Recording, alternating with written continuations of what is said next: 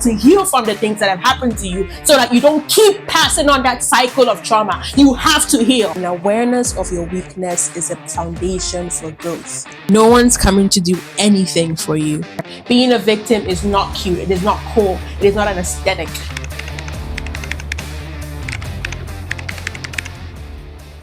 Point number 1, seek to give more than receive. When you walk into a room, any room at all, the first thing on your mind should be, how can I add value here? If the first thing on your mind is, how can I receive value from here? You're already going in with the wrong mindset. And people that you encounter in that room are going to see you as a liability, just another charity case to pour into. But even if you don't have much in your hands, if you're thinking of adding value, something that you would usually find is that you find novel ways to, add something, no matter how little, to whatever room you are. If you're seeking to add value, value is going to come out of you. And that should be the mindset you have when you're going into rooms. Don't just go into a room and be like, what can I get from these people? No, you're going to be a liability. You have to be an asset. You have to show people that there is something in you that is worth investing in. And honestly, if people see you as a charity case, you're not going to be able to get maximal investment and maximal guidance, mentorship, whatever it is, from people, because they just see you as another person that is there to receive what they have and not actually give to them. So when you step into a room, the first thing you should be looking to is to add value to whoever's life you encounter, no matter how little that value may seem. Something is better than nothing.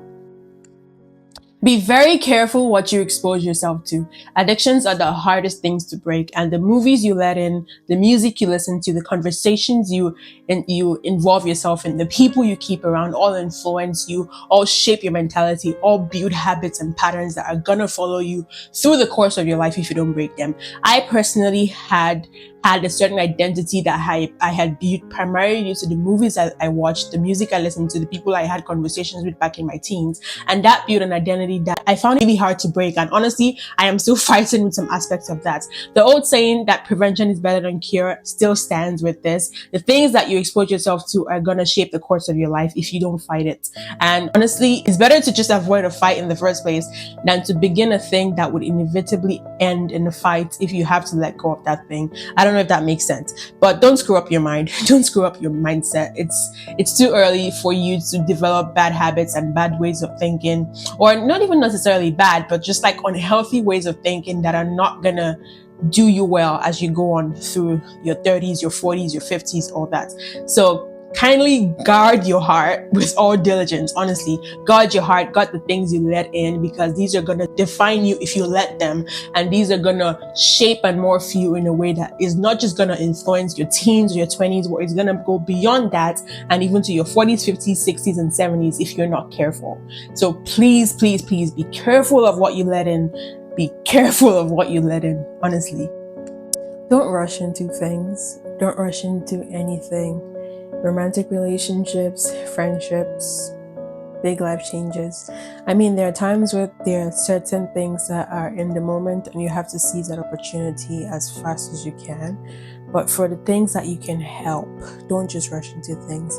Give things thought. You have to actually think through things before going into something, especially when it comes to relationships, the friends you have around you, the person that you decide you want to spend the rest of your life with.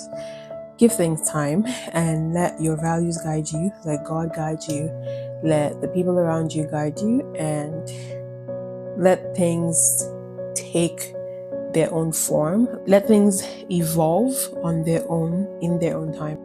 So don't be too quick to rush into things and to jump into things. I know it's really exciting. There are a lot of opportunities, a lot of things around, and a lot of new experiences that it just seems like, oh my God, I just want to jump into every single thing thrown my way. But sometimes if you jump into the water without having a floater on, you're going to sink. So don't rush into everything. You are responsible for your own life. No one's coming to do anything for you. Your parents can only do so much. Your friends can only do so much. Heck, I can only do so much with all these talks. But you have to learn to take responsibility for your own life. if you're used to letting other people take the responsibility for your life, when you inevitably have to take responsibility for your life when you turn 20 overnight, you're gonna drown in these waters because you have no clue how to take responsibility for your own life. So for areas that might seemingly seem small, your meals, how you get to school, your transportation, your books, like whatever it is, the seemingly small things, how you manage money, you have to start taking responsibility for it so that you get experience for how to manage your own life when you have to manage your life. Your life is not always going to be in the hands of your parents or other people. Your life is in your hands starting today. You have to use your own hands to make something out of your life. No one is coming to do it for you. So you have to quit playing child and be responsible. Okay? It's no longer cute to be an irresponsible 18-year-old. I'm not saying you have to figure out every single thing at 16 or 18, but there are certain things that you should be able to figure out by 16 or 18. You shouldn't be bothering your mother to make breakfast for you at 18. Like, heck, she's 50 something. Let her breathe. Make your own meal. Trauma isn't cute. You have to fix it or avoid it. A low self-esteem is not cute. You have to fix it or avoid it. You owe it to yourself. You owe it to the people around you to heal from the things that happened to you. It is sad enough that something traumatic happened to you. But what is even sadder is if you let that thing run with you for the rest of your life. It is not cute to play victim anymore. Being a victim is not cute. It is not cool. It is not an aesthetic. You have to overcome things that have happened to you. That's how you become stronger. That's how you become more of a person. That's how you grow up. But if you live the entirety of your life on what happened to you when you were 15, when you were 16, when you were 20, when you were 10, I am so sorry to break it to you, as harsh as this may sound, but that is not cute. Being a victim is not cute. You owe it to yourself to heal. You owe it to yourself to heal. Healing is cute. Overcoming things that happen to you is cute. That is an aesthetic. Being a victor is an aesthetic, not a victim. Well, it's maybe for lack of a better analogy, but please heal. Please heal. You owe it to the people around you to heal, because if you don't heal from the trauma that you have made cute and made your entire personality and identity, you are going to hurt people that are around you. Hurt people. So if you don't want to hurt people that are around you, you have to heal from the things that have happened to you so that you don't keep passing on that cycle of trauma. You have to heal. You have to heal. And I'm sorry if this sounds harsh, but you have to heal. You have to heal for the sake of your kids. You have to heal for the sake of your spouse. You have to heal for the sake of your friends. You have to heal for your sake. So you don't keep going. You don't keep, supporting that cycle of trauma. Trauma happened to you and now you don't heal from it because you think it's everything that you are, and you pass that on to your kids, you pass that on to your friends, you pass that on to people that care about you. That is not cute, guys. Please, let's heal. Let's heal. We're all too grown up for this. And if you can avoid trauma, if you're in your teens right now, there's certain things that you can do that would enable you avoid unnecessary traumatic events. Please do those. Please avoid it. It's not cute to be a backpack filled with trauma. It's not cute to have so much baggage on you. So if you can avoid baggage, kindly avoid baggage. But if you couldn't avoid baggage because it already happened, then you have to drop that baggage and heal from it. Thank you. Sometimes life doesn't feel fair. Suck it up and keep moving. If you dwell on the parts of life that are unfair to you, you're not going to go anywhere. Instead, dwell on the parts of life that are somewhat fair to you and use those as your anchors and points of reference to keep going and to get strength from. Life is not always going to be the fairest, and things happen, but if you dwell on those things, you're not going to move forward. Those things are going to act as obstacles that will prevent you from taking a step forward. So do not dwell on the parts of life that are unfair. Instead, dwell on the parts of life that are somewhat fair to you and use them as reference points and use them as sources of strength to keep going on. You need to get yourself a mentor, a teacher, someone who looks like where you're going, someone who looks like where you think you want to go.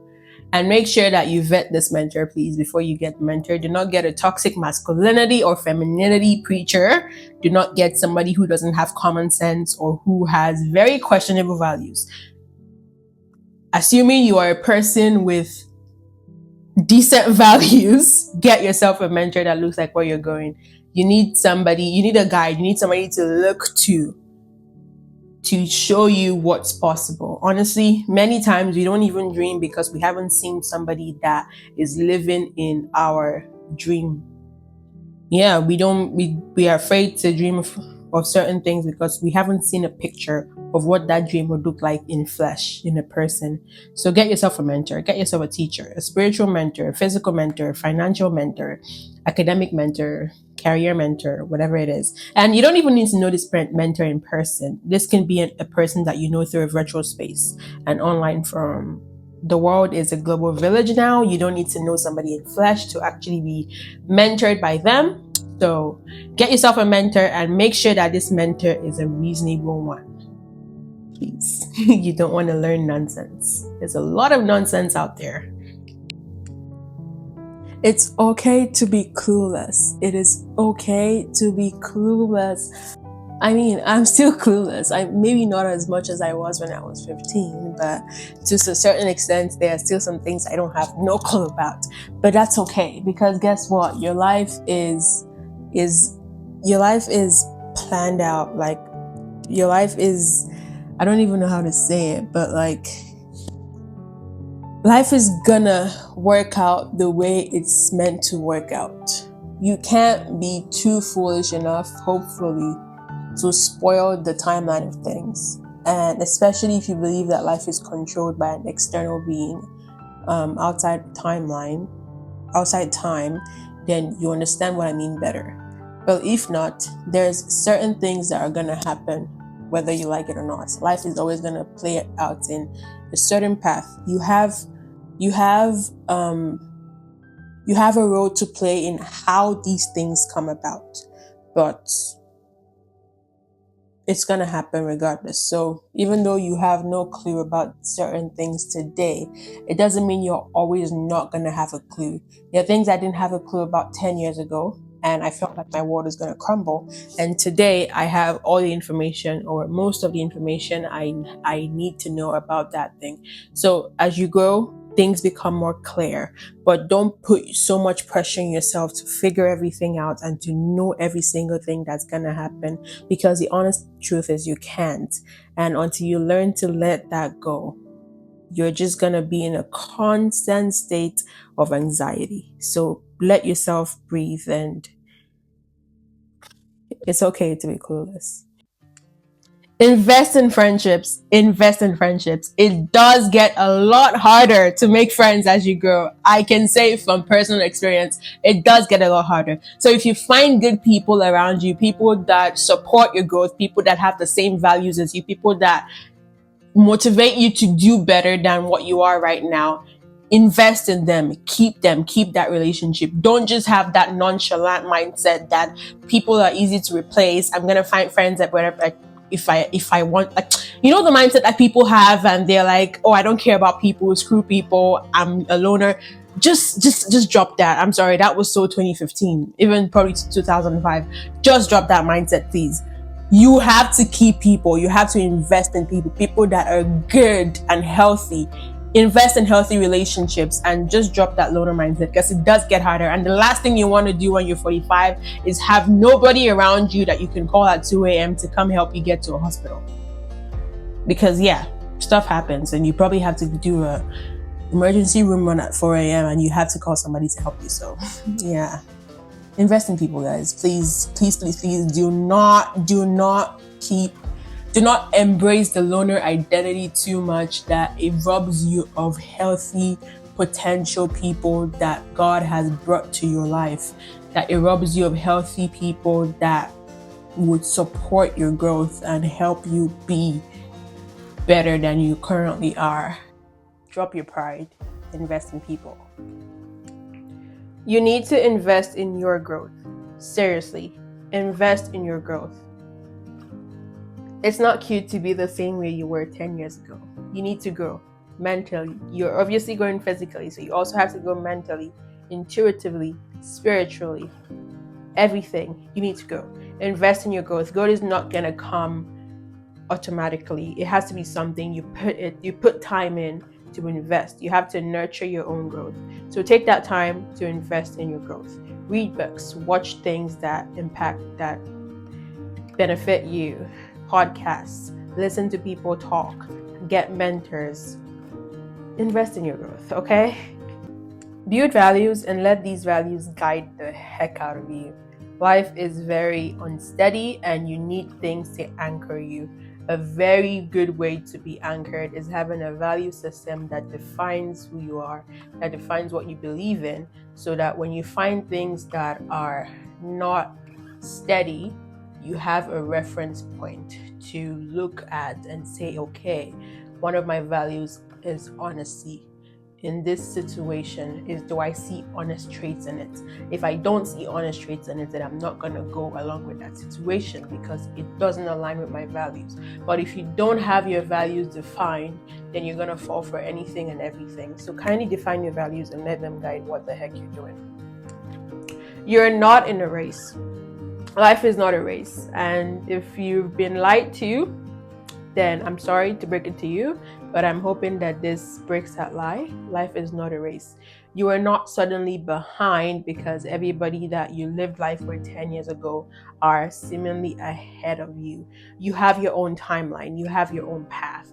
And until you stick to that path, until you invest yourself in that path and timeline and stop comparing yourself to every other person's own timeline, you're not going to get anywhere. You're only just going to live life and you be depressed and you be sulky and you be like, oh, I'm behind. But no, you're not behind. Stick to your path, invest in your path, understand that you have your own path, stay true to that path, and then you get to where you need to be. You are always where you need to be, whether you believe it or not. You are always where you need to be. There's always something to learn where you're at, so learn it and keep going. Be proud of your shortcomings. Be proud of your weaknesses. Don't dwell on them and don't make them your personalities, but an awareness of your weakness is a foundation for growth. When you know your weaknesses, you can know how to improve them. But don't hide your weaknesses. Don't go out making them known to everyone, but then don't be afraid to explore your weaknesses and derive strength out of them. The awareness of your weaknesses is a reminder for you that growth is still needed in places. But when you're too ashamed or too scared to explore what weaknesses you have, you never know the places in you that still need refinement, that still need growth, that still need to be strengthening. So be proud of those shortcomings. They are an awareness that you need to grow. Make sense? Live your life with a plan, but be ready to throw that plan out the window if need be. You have to plan everything to the ladder as much as you can. But if the situation demands that you tweak that plan, you have to be even more ready to tweak that plan. So you don't shortchange yourself and you don't remain in your head on what is ideal. Your plan is what is ideal, but situation is what is real. So you have to make plans based on what is ideal. And then if it's necessary to tweak what is ideal to suit what is real, you have to be willing to tweak it. Don't get stuck in plans, but don't also use that excuse and say, I'm not going to make plans. You should make plans. Make plans, please. Make plans. Embrace change and uncertainty. And this kind of ties back to the point I made earlier or later, I think. You have to learn to embrace change. You can't plan everything to the minute. It's ironic, especially when you think about it with the last point I made, but you have to embrace change. Change is constant.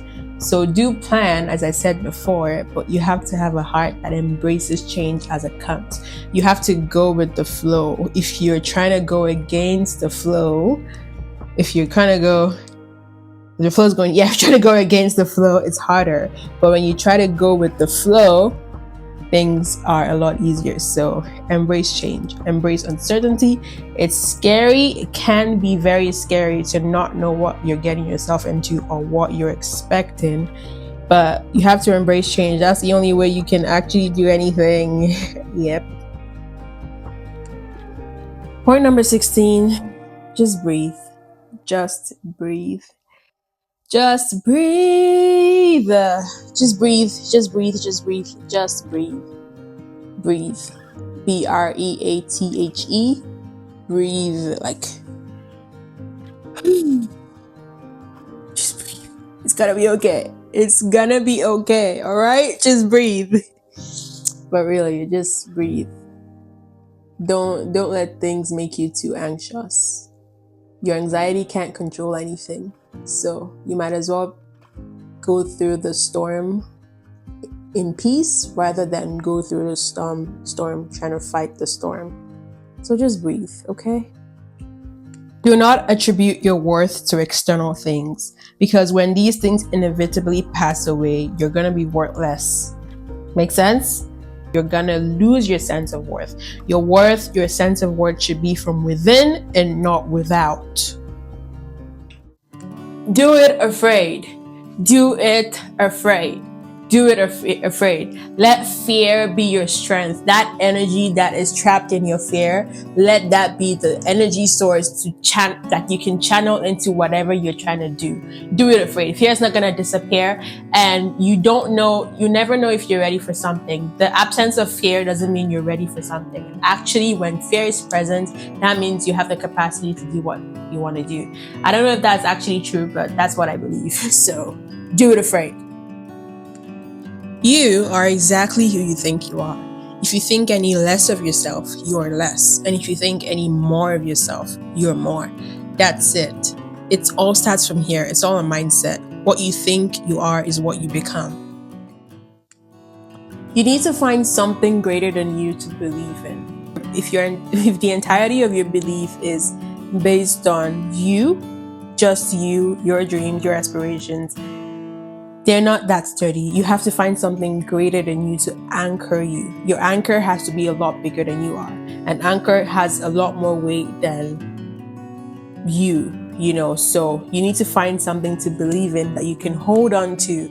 If that thing is God, if that thing is your faith, if that thing is a dream that is bigger than you are, a passion, you have to find something that you can hold on to anchor you in times when things get tough, because things are gonna get tough, even tougher than they ever have been. So get an anchor. You owe yourself. You owe yourself to make your dreams come true. You owe yourself to not be a bag of trauma. You owe yourself to not make a mess out of your life. You owe yourself not to screw your mind up. And even beyond yourself, you owe your family. You owe people that care about you. You owe people whose lives are connected to you, whose lives can only be lifted up if your life is lifted up. You owe those whose destinies are connected to your destiny. So you owe yourself, and even beyond that, you owe those who can only be lifted up if you become serious with your life, if you lock in.